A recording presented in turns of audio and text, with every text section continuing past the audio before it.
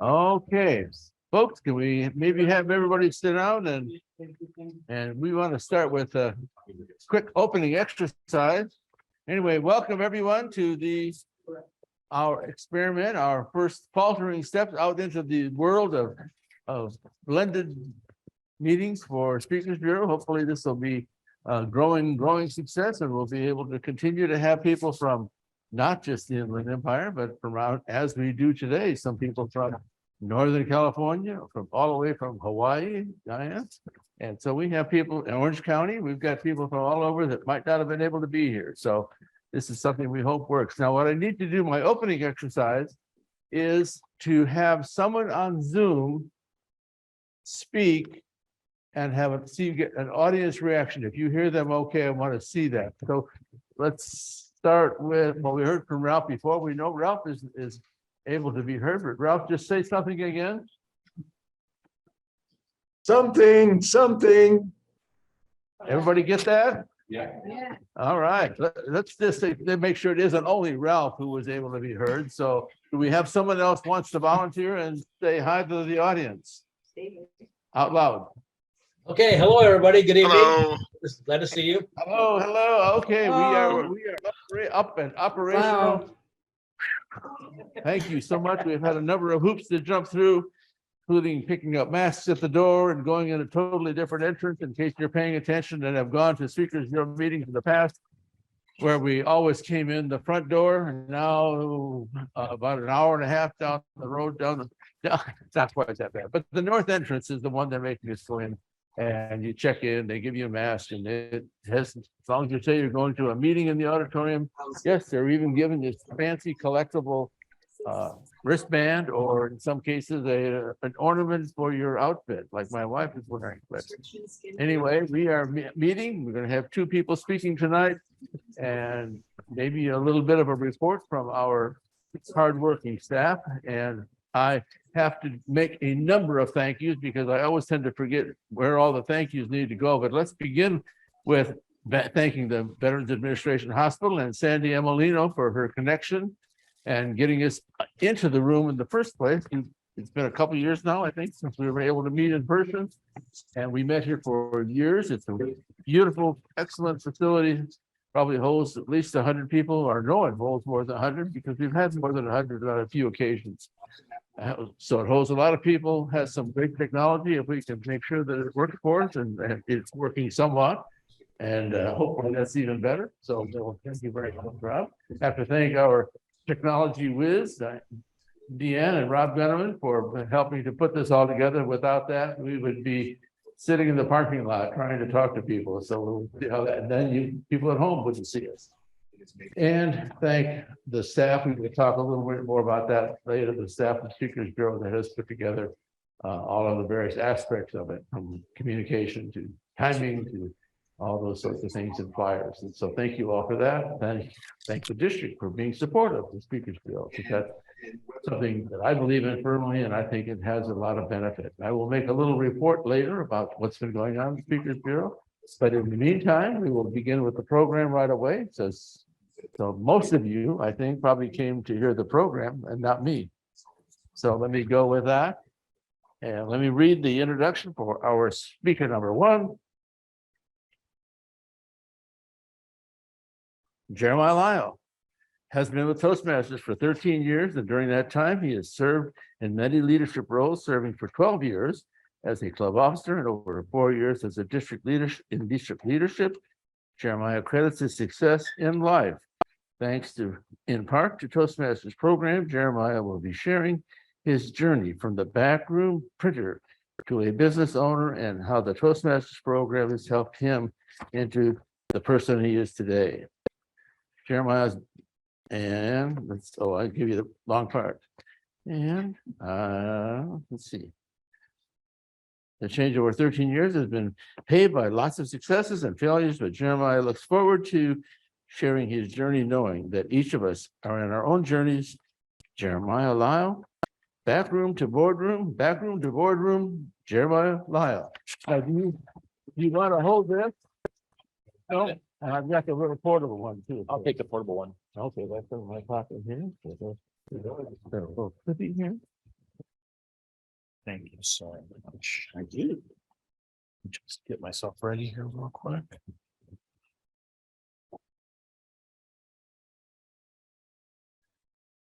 Can everybody hear me okay online?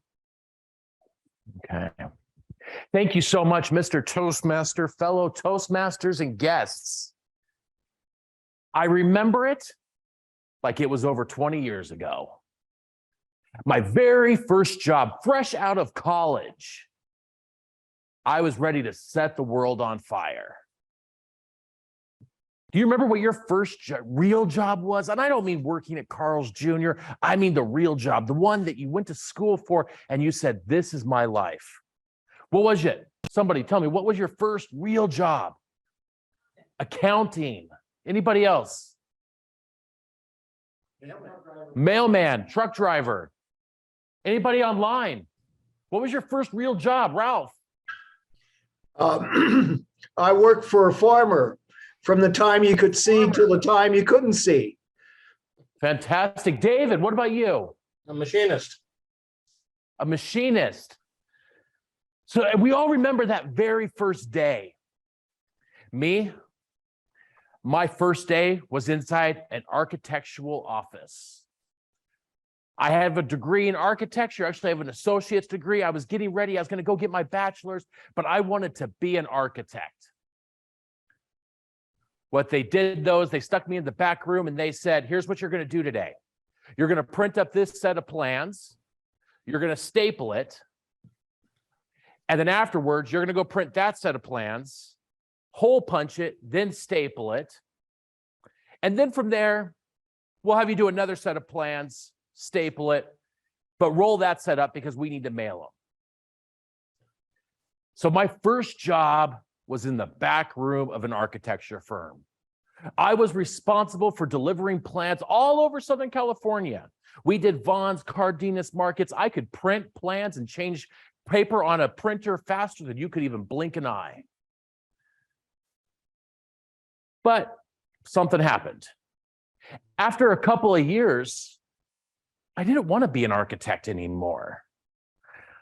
I got tired of doing it. And I got let go. And my boss inside his office goes, Jeremiah, you've been a valued asset of our company, but it's just time to part. But I really think you should get into sales. And I said, no, I'm not really a salesman per se. I just like to talk. But he said, I really think you should think about it. And I walked out that day and I didn't know what to do. I was kind of lost. I spent $20,000 going to college to get a degree on something I don't want to do anymore. So I did what every 20-something-year-old kid did. I found me another job. I went and roofed, realized I didn't like that because I'm scared of heights. I ended up bouncing at a bar for a while. And I'll tell you, that was a pretty awesome job, if you must know.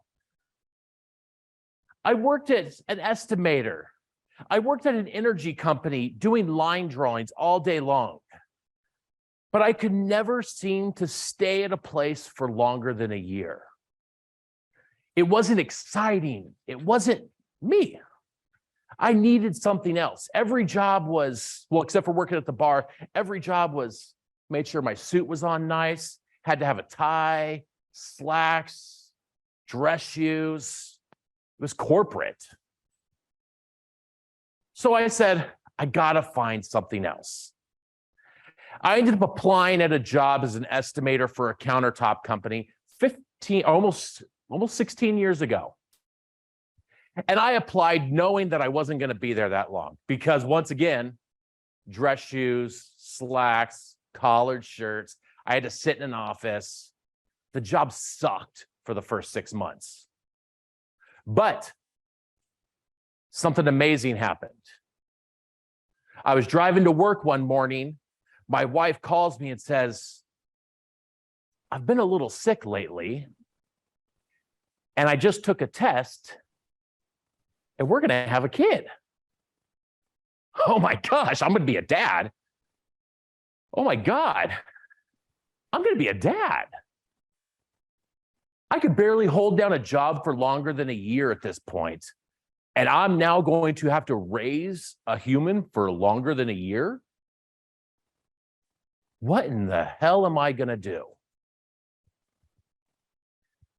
Well, that same week, we let go of our commercial sales rep at that countertop company. And I walked into my boss's office knowing if I'm going to have a kid, I need to make more than $48,000 a year. And so I walked into his office just like this, and I said, Mark, you just let her go. I want that job. Let me have a chance. Give me a shot to sell. And Mark said, sure, we'll give you a shot. You like to talk. You've been with us for a while. And he did.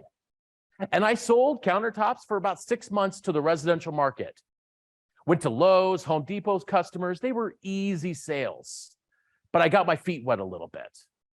And then I made my first commercial sales call. And let me tell you how that call went. I got up super early. I had my list of people, and I got to Corona at 7 o'clock in the morning. See, I was from Corona, so I wanted to make sure that I ran into somebody I knew. And I walked into this customer's office, very Rico Suave style. And I said, hi, yes, I'd like to talk to your purchasing person. And he said, that's me. And I said, okay, could I talk to you about countertops? And he said, you have 5 minutes. And I said, all right. I said, hi, my name is Jeremiah Lyle. I'm with Precision Surfaces, and I'd love to talk to you about your countertops. And I'm going to tell you about how much I can be able to service your countertops and everything that I could possibly be able to do to be able to help make sure that you've got every bit of countertops that you could ever possibly need. And I look forward to be able to earn your business. Thank you so much. And I walked out. And I said, I cannot do this. I didn't breathe for those 5 minutes. I didn't know what to do. I know I didn't make the sale because I never even gave him a chance to talk. But I walked out and I started driving home. I got halfway to Riverside and I said, I'm going to give it a shot because we have kids. I turned around right at Auto Center Drive on the 91, turned around, drove back to Corona, and I finished my 14 sales calls. I did not make a single sale that day, but I was determined to succeed. For the next 2 years, I became a halfway decent, mediocre sales rep. I would sell $500,000, $750,000 worth of sales. It was decent enough to keep my job, but not enough to really make some money. But then I thought I needed to take it to the next level. And I saw an ad in the newspaper about Toastmasters. And I decided to go check it out. And I showed up to Coffee and Toastmasters in March of 2009. And in April of 2009, I put my name on a piece of paper and said, I want to be a member. And that club did something for me at that very day that changed the course of my career. They assigned me a mentor. That mentor's Jack Nelson's wife, Susan Nelson. But whenever they assigned me a mentor, she began to talk to me about the program of Toastmasters. She explained to me what the CL was, what the CC was. And what she told me is follow the book from Project 1 to Project 10. Attend the meetings, be active with your club, and always take a role if possible. Simple enough, right? I followed that to the T. I got my CC in a year, my competent communicator in a year, got my competent leader just after that. But something else started happening. All of a sudden, I started making more sales. I went from $500,000 to $1 million that year. All of a sudden, numbers started increasing. And what I realized is I stopped selling based off of price. I realized there were some things maybe I was learning. Things like being able to think on my feet. When do we have to think on our feet? Table topics. Things like being able to communicate my strategic plan to somebody about how I was going to be able to help fulfill their project. Maybe something like our club success plan with planning. If we were giving information back to our installers about things that needed to happen, or maybe ways that they could be able to improve to make our jobs easier, it was a little bit of like a, what would that be? Evaluations. I started taking those skills and putting them into my career. The lessons that I learned from going from step 1 to step 10, they became what I did. After 5 years, I was selling on average $3 million a year. I went from a mediocre sales rep to somebody that was called by other companies to try to be picked up. They wanted to hire me. Unfortunately, the market took a downturn and that company closed. I spent 2 years at another countertop company, but I made a decision after those 2 years. I want my own business. And I decided to take the jump and become a small business owner. We opened up a place 7 years ago, 900 square feet. I know, be amazed. All 900 square feet was mine. You could almost touch from side to side if you and somebody else were standing there. That's how narrow this place was. That first year, we did $300,000 out of that 9 square feet. I sold my business 5.5 years ago, and we were on track to do $5 million. In 5 years, that's the steps we took. But let me tell you something. The thing that really changed me as a business owner was we had to start doing different things. I had to get away from the employee mindset. I had to strategic plan. What's that? The district success plan. I had to be able to start focusing on my finances and make sure that I was being held accountable to the other people on my team, my accountant. What is that? District finance.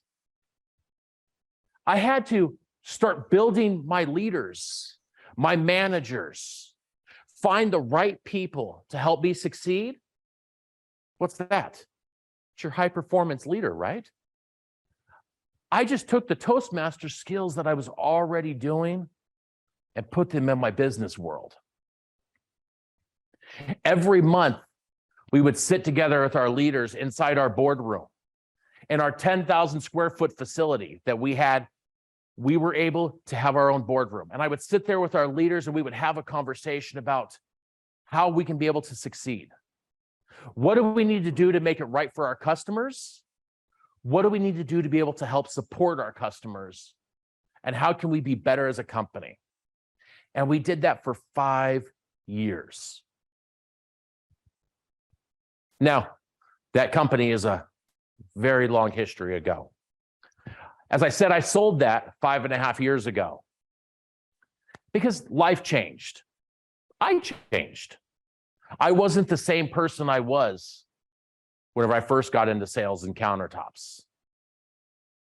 You see, whenever I first got into sales and countertops, I didn't have an opportunity to see my daughter take her first steps, see her crawl.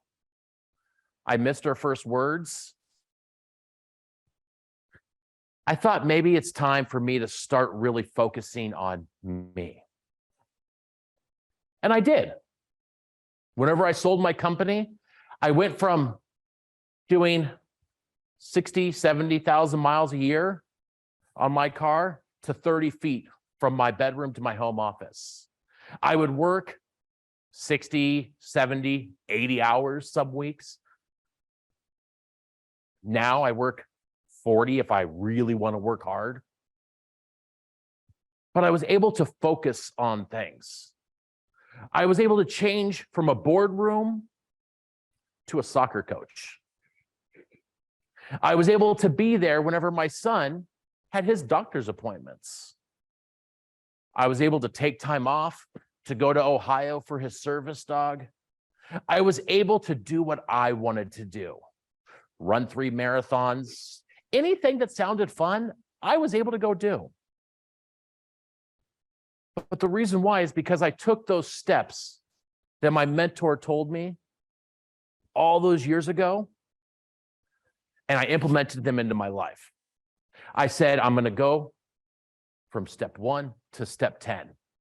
I'll be present at all the meetings. I'll fill a role as necessary, and I'm not going to skip.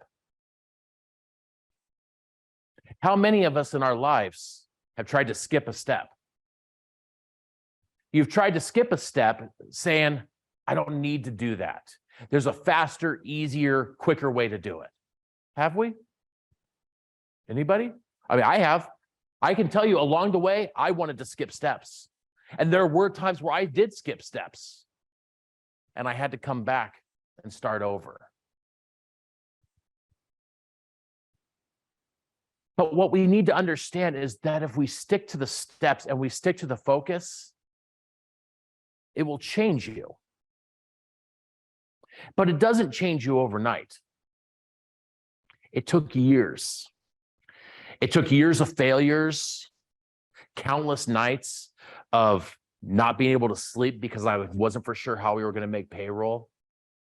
It took countless hours of driving on the road, ensuring that something got done because I had to make sure my commitments were met. All of that developed me to what you see tonight. All those failures and all those successes have given me the opportunity that I can be able to do what I want to do now, thankfully. And I'm so fortunate to that. But I'm fortunate because I took that step 13 years ago. So tonight, what step can you take? What step can you take tonight to put you back at step 1 if necessary, or step 5 or step 6? But what step can you take tonight to help grow you to that next level, to help move you to the next possible place that could be your forever? I made that change because for so many years, I was just living life. Now, because I was able to take those steps, I can now live the life I want to live. Mr. Toastmaster. Thank you. Yeah.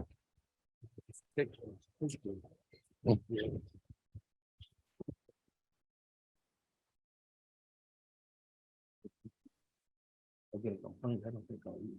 So I don't think I'll use that, but,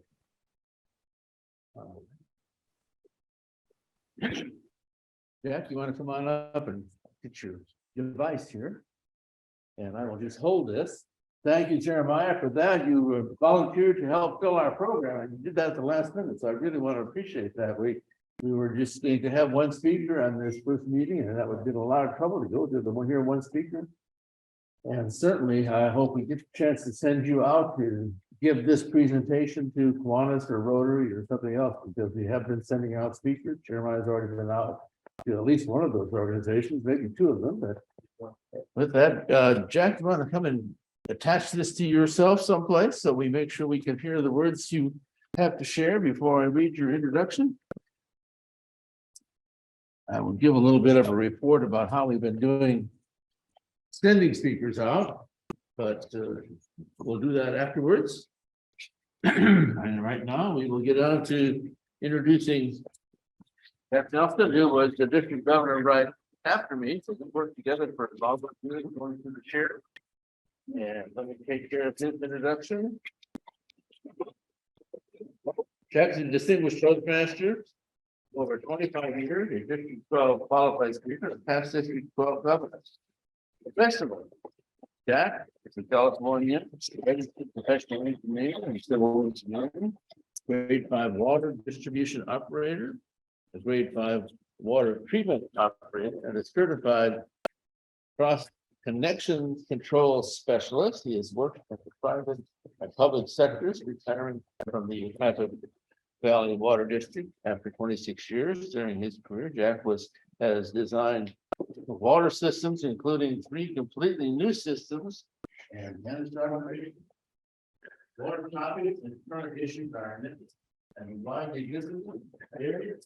And there. I go to pie.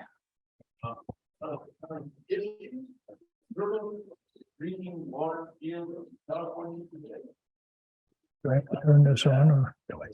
All those things.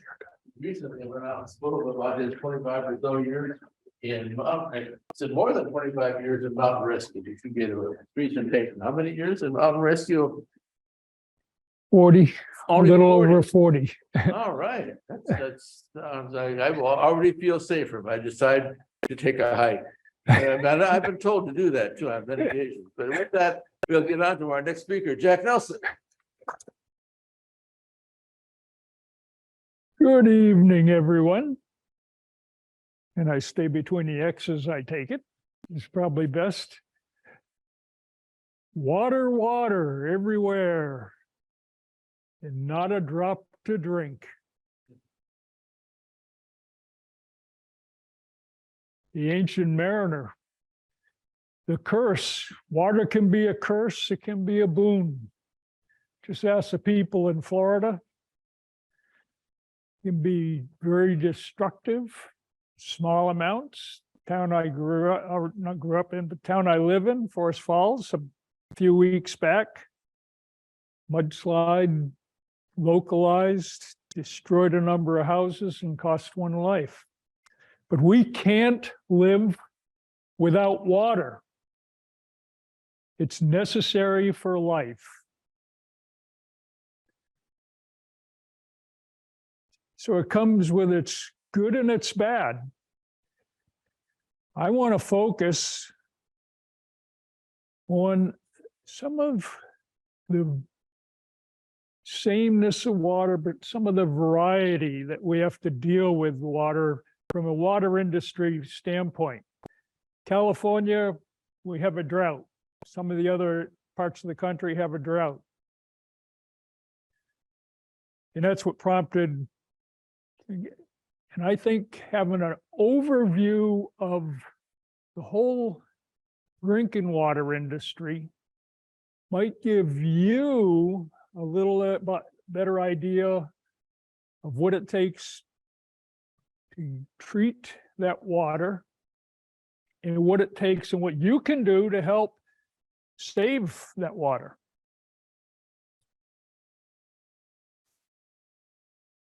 In fact, Earth is about 3/4 covered with water. How can we have a drought?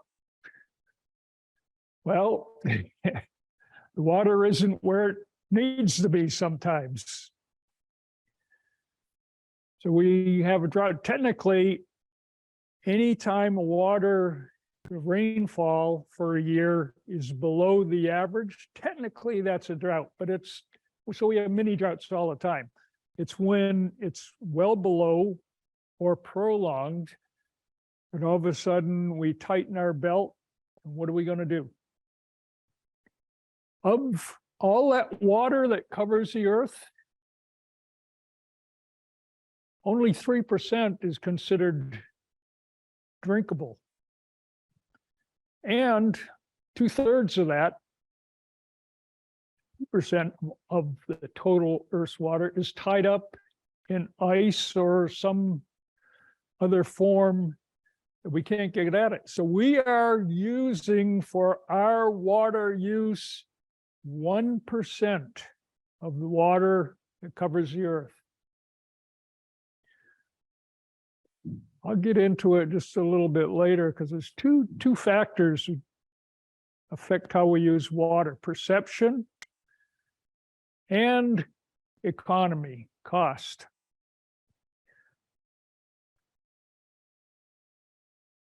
Water industry. So there's that 1%, and that's spread over the earth in many forms, some in the ground, some in streams, some in lakes.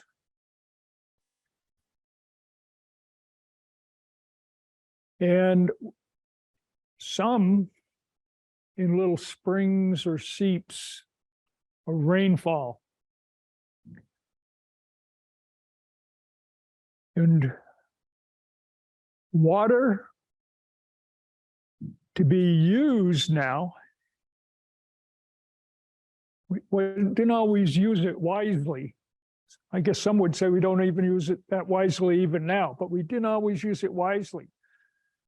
And then we abused the water so much that eventually in the 70s, the federal government got involved and passed some significant regulations regarding public health. Water is one of the most regulated industries there is. From who gets to use water, who gets to use how much water, how it is used, and if we drink it, the quality. And yet water is spread over all these different types of terrain, different scenarios, different environments water is in, from the desert where there's water either isn't seeps or only exists for a short period of time, or we're back east where water, when I say a river, there's water in it. I remember when I grew up back east, and when I came out here and I wanted to see the Santa Ana River, and I went out, and I don't know where the river went, but I saw a lot of sand. Took a little getting used to. And yet Northern California has plenty of water, real water in their streams. So there's a huge variety. And that huge variety means different ways you treat water, how you collect it, how it can be used. I don't want to, we could go through whole courses on that, and that's not the intent here. To give you a quick overview and then focus on a couple of aspects. So, how many people here know what water company supplies their water?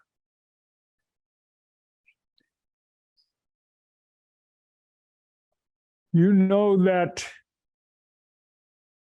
what their regulations, what their restrictions are? I mean, why is the price between Yucaipa and Redlands and Loma Linda and San Bernardino, why is it all different? It's all the same thing, isn't it? And it's treated to the same general standards. Well, as I said, regulated, but the regulations give an overview and you start to drill down. Northern California is distant than Southern California, so it's somewhat of a unique state.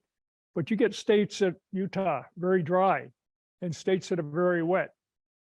Vermont, for example. So water is basically regulated under an umbrella for quality for drinking water, but state by state, there are regulations, and it's state by state on who gets to use water, who has the rights to use water, how much they can use. Those are all broken down state by state because it has to be local. And California is really, really interesting, but that's a whole new subject because they have a mixture of some of the Eastern standards and Western standards on how we get to use water. Quality, though, water quality.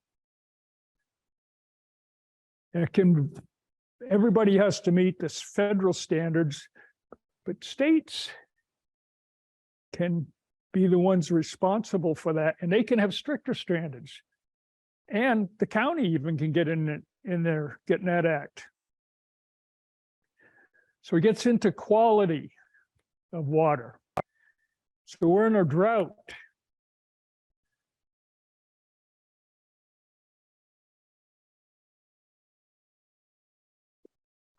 We just go down to the store and buy some more water. That'll handle the drought at home, right? Quality of water. Well, while every agency has maybe a different type of treatment, that quality of water comes at a cost. And perception. some people don't like tap water. You know what this is made of? Tap water. It may have spring water in it, depending on what they're marketing it as. It may have mineral water, but a lot of them is tap water.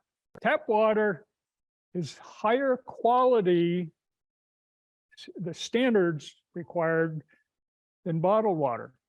But why do we drink bottled water? They can cost anywhere from 70 cents to a couple bucks for a bottle.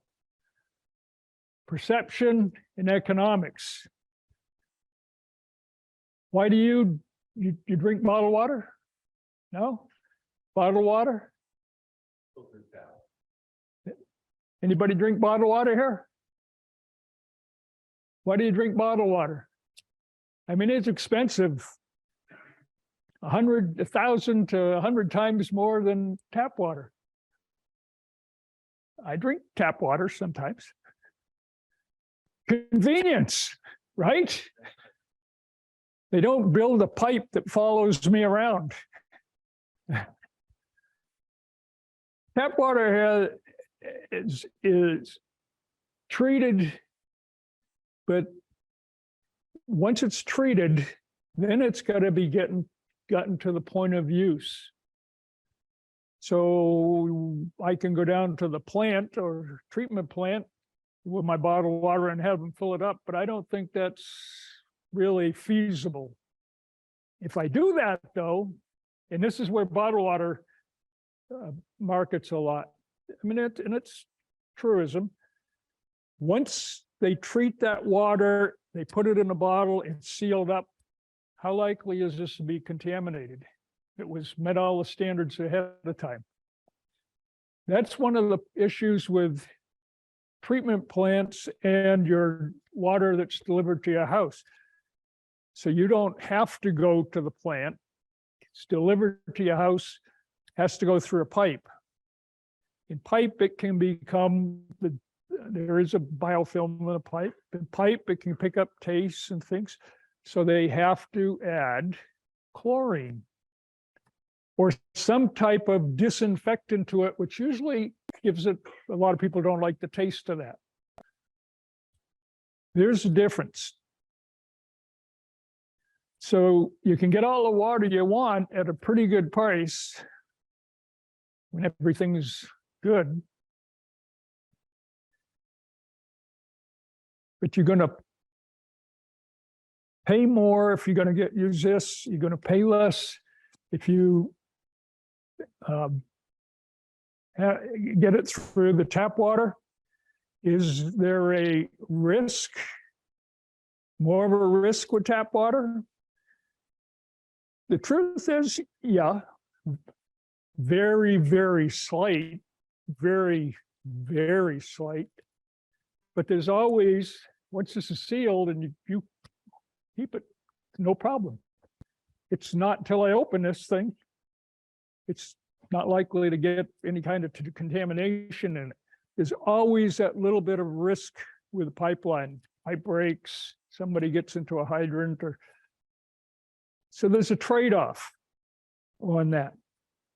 Also with that, one of the things we think out, different sized companies. I live in the mountains, a little small mountain community. We get our water from springs, horizontal tunnels, seeps, shallow wells. There is no way to get additional water up there. There's no pipeline. Whatever water, whatever rain gets dropped out there, that's where that water comes from. A lot of mountain communities, when they have a drought, they have usually very strict rules and regulations on water use, because they don't have some of the options. Like, for example, San Bernardino has a great, huge basin of groundwater, but they also get water from Northern California. Orange County, Northern California, and Colorado River. Other sources imported water. Those all make factors. They're all factors on that. Some mountain communities, Arrowhead, for example, they get same thing from community I am with mountain water, seeps, horizontal wells, but they also have imported water. So that's a difference. Another difference, I think Crestline's one, they have naturally occurring arsenic in the water. So they had to build an arsenic plant. The treatments differed from place to place, depending on what the groundwater quality of that water is. So we have a limited amount of water, or do we? Said only 3% of that water is potable. Well, there's a lot of ocean water. Why can't we use that? Of course, the only people that really can realistically use it are people near the coast, at least at this point. Cost. That's what held that back up until probably the 70s, when there was a lot of emphasis put in on how to treat that salt and get that water out of there. So there is a huge supply, but it's going to cost. It's going to cost a lot to treat it. And then you got to get it to where it's needed. So that comes to where, with the drought, those are just some of the things that the water industry deals with, although everybody needs it. So it's a great industry to work in because it's not going to go away. We know that. I hope you get a little bit of an idea of why each agency may have different regulations. A few years back, with a prolonged drought in the 2000 range, early 2000s, mid 2000s, the state got involved and put some requirements on the water agencies, not on the people. The water agencies local, they're the ones that deal with the people. So there was some overview ways that the state was getting involved, but it's actually agency by agency. One agency may say you can water twice a week, and one may say you can water every other day for your landscaping. Most of that water, in fact, anywhere from 40 to 60, 80% of your water, depending on the size of the host, is used outside or for non-drinking purposes. So the tips to save can vary. Some are going to be common. If you want to get some real common tips, I took this one, it's from the EPA. We do a list of ways to conserve water. Some of them are pretty obvious, about turn the hose off when you're washing your car, or you don't wash the sidewalk with water. Even brushing your teeth, turn the water off in between when you're brushing your teeth and rinse your mouth. Little things like that.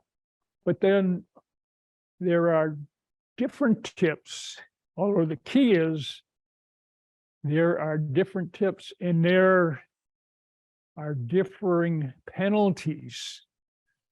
It may be okay to water on odd days in San Bernardino, and Redlands may have a different schedule. And if you go to San Bernardino and say, oh, I can water, and you live in Redlands and you're watering on an odd day, you might get a fine.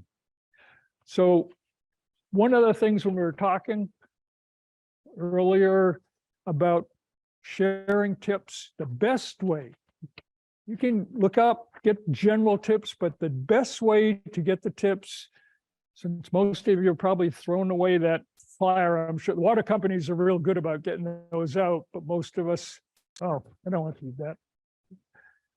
It's junk mail till you need it.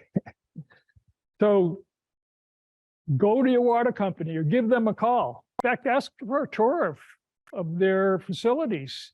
A lot of them are more than happy to give a tour because not only does it educate the public, but it lets them know what it takes to treat that water and distribute that water, and it helps when rate increases come. Water typically has generally been way, way, way under undersold. It really didn't cover the costs. And eventually, they hope they can pick up money from grant, or did pick up money from grants to cover the repairs that should have been going on all along. It's much better now. A general overview of the industry. Hopefully not rambling too much, but we get a little bit of an idea where we were and where we are. We are in a drought. I would recommend go down, touch base with your water agency, find out what the restrictions are, find out what you can do to help and what you can do to spread the word, and ask. I say they're more than happy to give you an education and give you tours. You just need to go and touch base. Mr. MC. Yeah, thank you, Jeff. I'm not going to let you off the hook that good, because I'm sure there are some questions from the audience that would like to know. Now, one of the questions, well, I got stimulated, and I've had some conversations with you, got stimulated to think about this whole idea of drought, and because I was driving down from Northern California a number of years ago in a previous drought, and I looked out my window and there was thousands of acres flooded a couple of feet deep growing rice. And it occurred to me, I mean, maybe I'm too much of a common sense kind of guy, and I kind of think maybe they should be growing rice in Louisiana where it rains a lot and not in the middle of the desert in California. But you also had talked about something interesting, and that was how clean is that desalinized water? Is it good for you rather than the regular water that comes out of a nice well? And the same way with sewer water. You talked about that a little bit. So maybe fill us a little bit in about the quality of the water that they've treated after it's been in a sewage plant. From the, yeah, and that is a pretty good speech all by itself. Wastewater. That's what we thought about, right? When we used to use it, we dump it. It's wasted water, get rid of it. Well, when water is scarce, wastewater can be treated. It's one nice thing with water. It can really be cleaned up pretty good. And it can be treated. And wastewater has been used and is being used more and more now. You're looking at ways to use it potably. It is in some ways. It's same cycle as nature. Nature goes through the hydrological cycle. It rains, gets on the ground, evaporates, goes up. All these wastewater plants do is they've hurried the process up. They've found a way to speed that process up. So they treat that water, but costs more. And perception, big thing on perception. So what the industry deals with for wastewater, and I say we don't always use the water to the best advantage. You brought out with the growing rice in the middle of a semi-arid state. The treating wastewater, going by different names, reclaim water, recycle water. One of the recycle water is basically how it's referred to now, and it's used over, especially the arid states. They treat it to much higher standards, and there are very strict regulations. You have to be trained to use it. And in most cases, since there's enough usage demand for it, just for grass or lawns, or basically agriculture, they try to even discourage grass, but for landscaping, there's not enough wastewater actually anyway, not enough recycled water to meet the demands. And as people have become more and more familiar and comfortable with it and with the regulations, the more demand. Kuiper had put in a system and they actually had set up in their place where people that weren't along pipe, obviously separate pipelines, where they weren't along pipelines that had recycled water in it, where people could come drive to the plant. They had to get a specific tank, had to be inspected, and people had to be trained on how they could use it. And the word spread. And Saturday, first there would be a few trucks picking up water, and didn't take very long, they'd be lined up. So it's, I shouldn't be using the term wastewater there because it's a perception thing. It's recycled water, and it is good water. It's just like nature's hydrological cycle, but that cycle has been speeded up where it might take 100 years for that water to return. You get it back in maybe a month. Okay, is there anybody else with a question, or anybody on Zoom could pipe up a question too? Does anybody have any other questions from the audience? Yeah, that's good. Nathan. Nathan's son. Yeah, first of all, absolutely fascinating speech. Enjoyed it very much. Right now, the US uses a lot of chemical based systems to treat water, like chlorine that you mentioned in your speech. In Europe, they use UV systems quite frequently. I was just wondering what your thoughts on that were and what the differences would be in terms of health and other related issues. So I'm a little harder in the hearing, so But I am too. He's asking if we should use UV instead of chlorine like they do in Europe. oh, yeah. What would be the benefit? The issue with and it's a good point.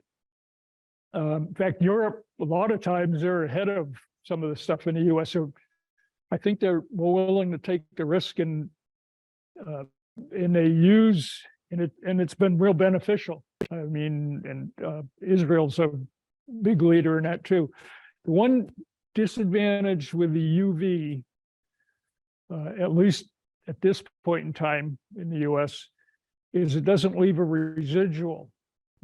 Okay, if it's sort of like if I went to the plant and picked like the bottled water and I got it right from there, no problem.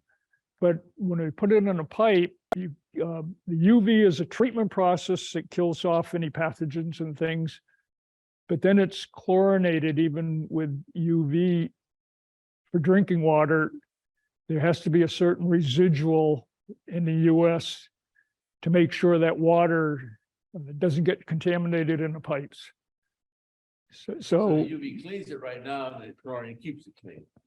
yeah, the chlorine, and it's tested.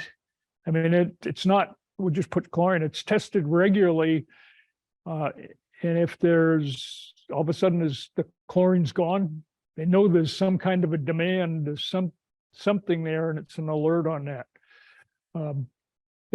So I don't know in Europe if they have similar, if they've found a way around that. So, and I say chlorine is one of the types of disinfectants. There's a number of different disinfectants that they can use. And it's basically, as I say, at the plant, you could go down and if you could bottle it right there, that water, I guarantee it's going to 99.9999%. It's safe. Once you put it in a pipe, there's that all a little bit of a risk in the US. So that's why that added requirement. All right. Rob, did you have a question? David Flores online. Oh, David. Yeah, I was kind of curious about the fact that the Middle East uses, I believe, quite the majority of their water through desalination plants. So how is it they're able to accomplish that, yet we still can't do it, or we don't do it? So somebody say, Europe also has a lot of desalinization plants, and yet we struggle to get enough water. Why can't we just desalinate more water like they do over there? The Middle East. The Middle East. Middle East. there, I don't know all the ins and outs on that. Desalinization plants, I think Florida has been one of the leaders out in this country earlier on. But their membranes, it's the technology.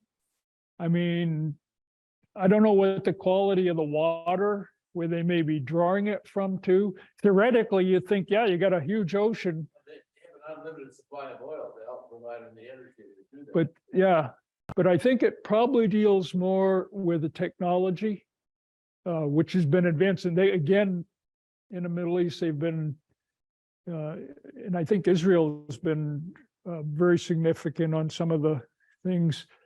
And I think over in the Saudi Arabian area, they've had some desalinization. They were some of the earlier users, but I don't know the full answer. I don't know if there's any kind of rights issue. It didn't seem like with an ocean, but that may be an issue too. Good, it's a good question. Actually, one good maybe to follow up on. I see if I can dig up something on it, because I think that is probably the next.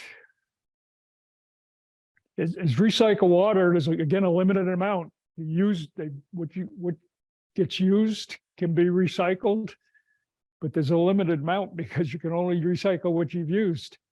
So I would think that the ocean may provide things that, again, a lot more focused on ecology as well, though, in the environment. So I'm not sure of all the ins and outs on that. Connie has a question too. Over here, Connie Jameson.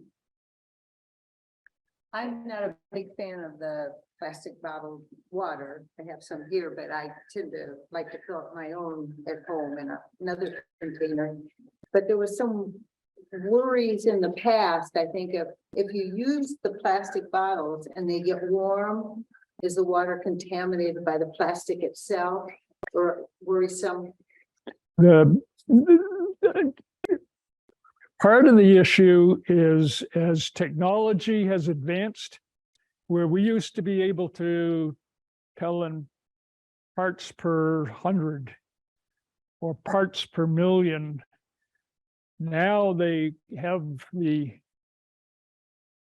technology at a pretty good cost for the tests.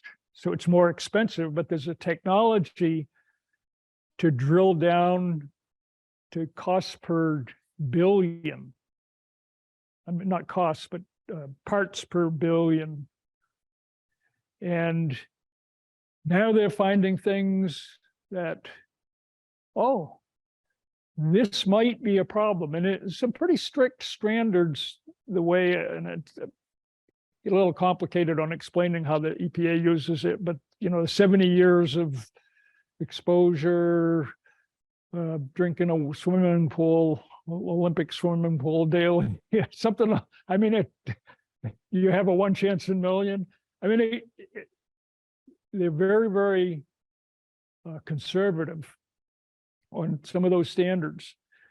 But one of the things with the plastic, they found that there was plastic with heat. I don't think it just. They thought plastic was pretty much inert, but you get enough heat and some of this stuff would leach out. And it was a risk. And as they found those things out, that's going back into the industry and where they've eliminated that. Doesn't always happen overnight, though. Sometimes it may take a while. So yeah, there's been some concern. You don't want to put it in the microwave, definitely, for various reasons. But yeah, because some of that stuff can leach in. But some of it is things that we thought were safe, And as we've gotten where we can see finer and finer, that we find out maybe this isn't as safe as we thought it is. And are those, recently saw a product, it's like a survival straw or whatever, you supposedly can drink from the river or wherever you put it, because it takes that water that you might find if there was a shortage of water in your survival mode, and it would make it safe to drink. The only way if you drink water and make it safe to drink, it's got something in it, it's going to disinfect it. And by the way, just spraying chlorine or iodine, typically they don't act instantaneously. You have a certain contact time. It may take, depending on what the strength of it is, it may take a few minutes, it may take an hour, but typically, if there's not some chemical on that straw to help disinfect it, you're just taking your chance that you've got some clean water, which at one time, no problem if we get up at a spring, but as again, more and more of us get out and hike and roam around, and there's more likelihood. May still be a real insignificant amount, or a lot of things nowadays deal with probabilities. You know, there's always a chance that lightning could strike me dead right now, but the probability of it, the likelihood of it, is extremely rare. I'll move. So the drinking raw water, you're taking a chance. So close you can get to a source. It just depends what's in the straw, and there's probably some instructions, or so some exaggerated. Okay, all right, thank you much. No. Thanks both of you, Jeremiah, Jack, both of you for your presentation. Our new experience of getting into Zoom meetings here and combined hybrid meetings. We have. Thank you for the questions, by the way, too. Yes, we have a little bit of a report of what. A lot longer than I thought. In the next month, at this point, we are expected to have 3 people going through their qualified speakers, and that'll be a full program. And that will be at the, oh, yes, thank you. That will be the month of November and December. Past district governor, I think it was, Kent Peterson, will be doing a program as part of that, because it actually occurs on the anniversary of Pearl Harbor Day, December 7th. More important than that was actually my birthday, but it's going to be Pearl Harbor Day anniversary, and he's going to do a thing on military and some of those stories about military history and so on that we don't know about. Some aspects, or the code talkers and some of the other elements have not been represented fully in discussion of Second World War history and history. So that'll be a part of what we do. The other part of what we will do, you'll have the honor to compete all Toastmasters, not just qualified speakers, all Toastmasters will, from District 12, will have the opportunity to compete for recycled trophies, but with brand new names on them. And hopefully it's yours, because we're going to do tall tales, which is not something that's heard a lot. So you may need some instruction, and we'll have people you can refer to or talk to about how do you do a tall tale? What is a tall tale? And humors, since those are 2 contests the district is not doing this year, we're going to do them here at Speakers Bureau, and we will have awards with your real name, and you'll make sure you get it, even if you're Dan McGill coming from London. We'll make sure you get your trophy. And then in January, we expect to have a program that involves giving some great instruction on grade evaluations. So we'll have some of the past district-wide evaluation winners, and they will be giving some hints on evaluation. Oh, yeah, I just got reminded. Suzanne Leonard has been passing out tickets. Did anybody not get a raffle ticket? Because if you want to get him, make sure he gets one, and then I'll be able to read off what the prizes are. We started this tradition a number of years ago, and I didn't know what I was going to do if only 5 people showed up. But we have 5 books, and if you are lucky enough, and first come, first serve. So when we draw the numbers, whoever gets here first gets the first choice of the books. The books that I have brought are The 9 Steps to Financial Freedom by Susie Orman. And these are in honor of Jeremiah. Napoleon Hill's Keys to Success has to do a little bit with it. I try to sometimes have topics, books that have to do with what we talked about. The Secrets of the Millionaire Mind. And a little political one, Bill O'Reilly, Killing the Rising Sun. And the final one, those of you who want to just get away from it all. No, this is the Uncle John's.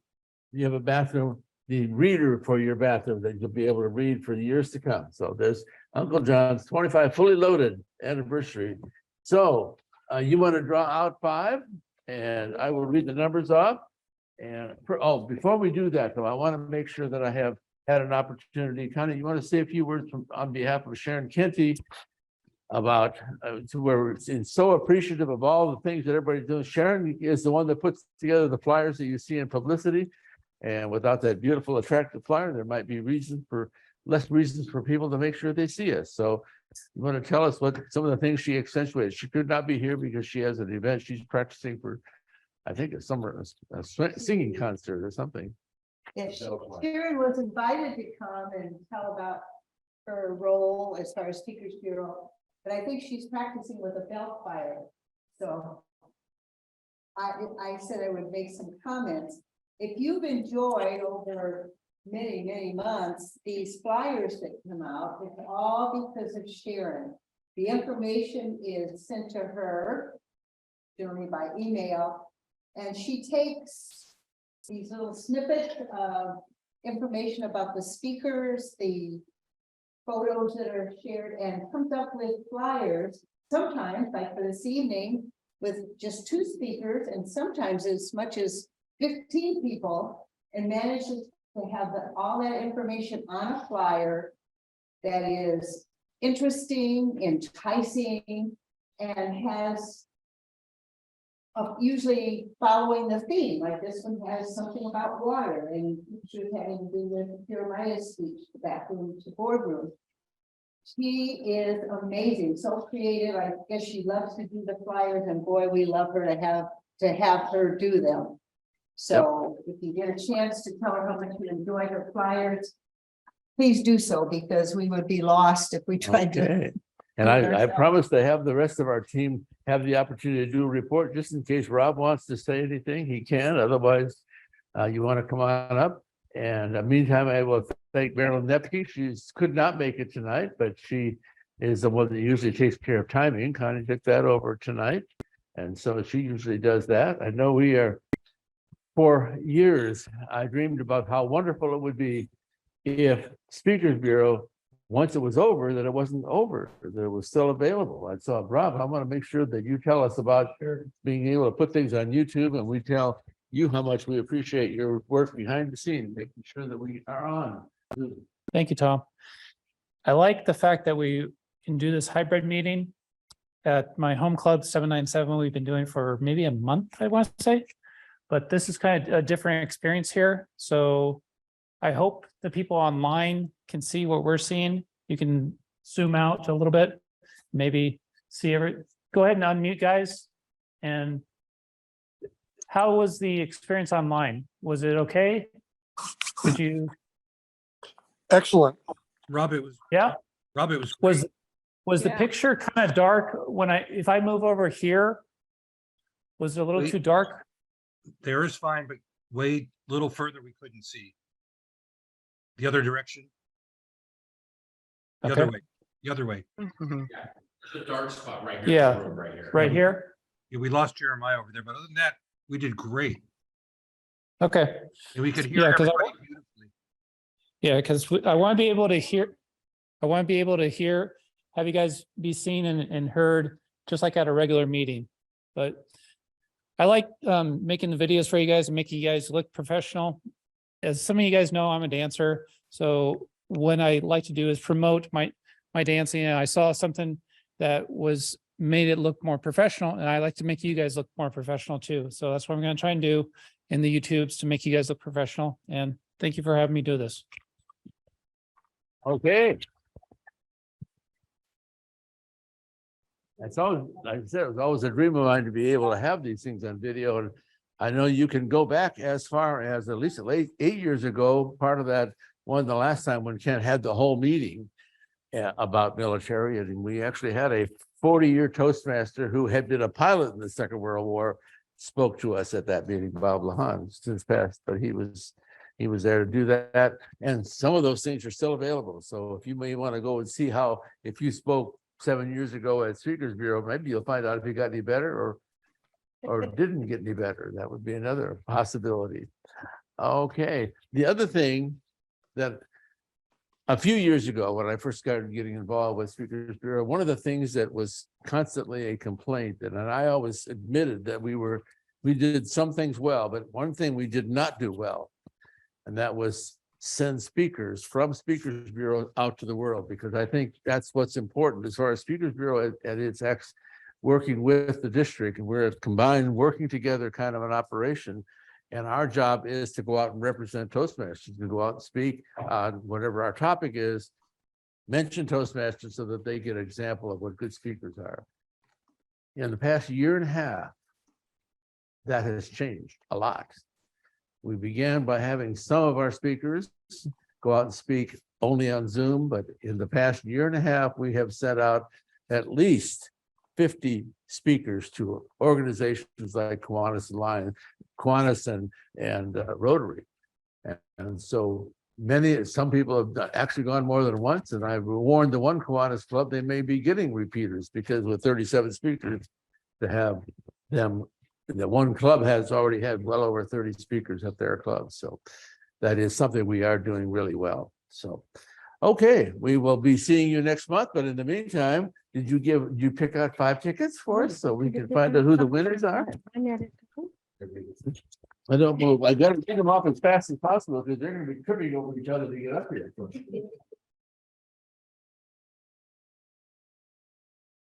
Get my glasses up so I don't fumble at all with this. And we should know when's the date of the next meeting. December is December the 7th, but November, I think it's November the 5th.